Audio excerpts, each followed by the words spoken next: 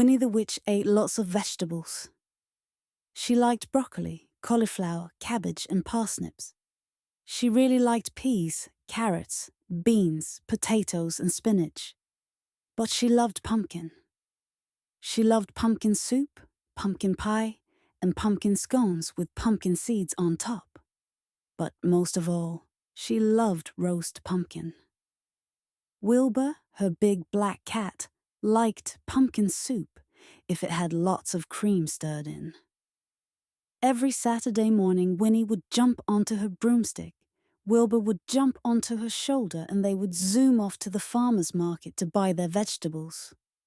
That was easy, but it wasn't so easy coming home. It is hard to balance on a broomstick with a cat, pumpkins, and lots of other vegetables. Oops!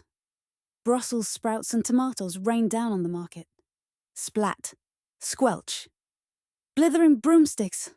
Shouted Winnie. And then she had a good idea. "'Til grow my own vegetables," she said. So Winnie dug a big vegetable patch in her garden.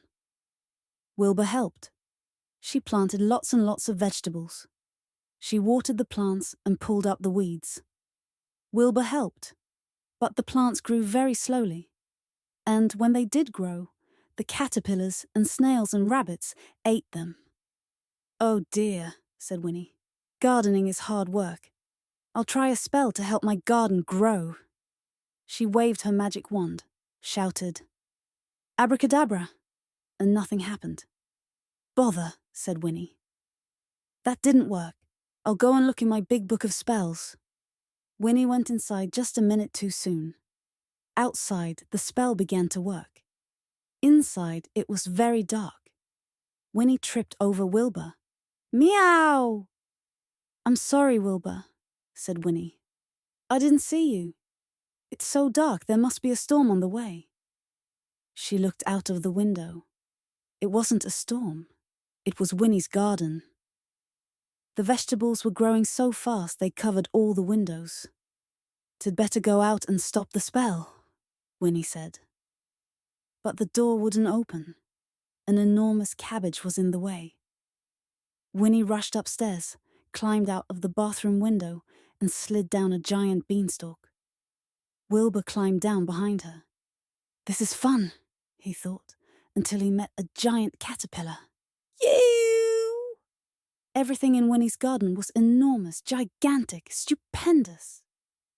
A beanstalk was growing up into the clouds. The cabbages were as big as cows. The rabbits were bigger than cows. An immense pumpkin vine was curling around Winnie's house. And there, on the roof, was a huge pumpkin. "Oh no!" shouted Winnie. "The pumpkin will squash my house."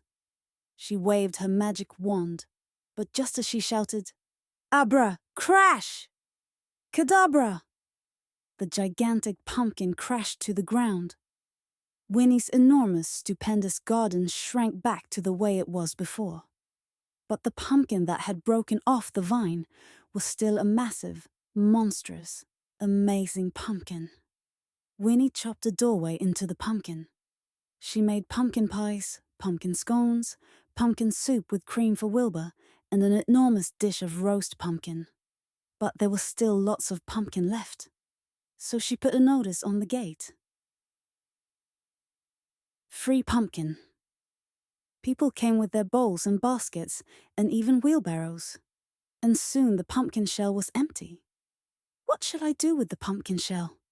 wondered Winnie. "It would make a good house, but I already have a house.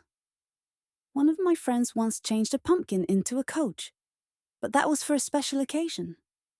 And the horses might be a problem." Then Winnie had a wonderful idea.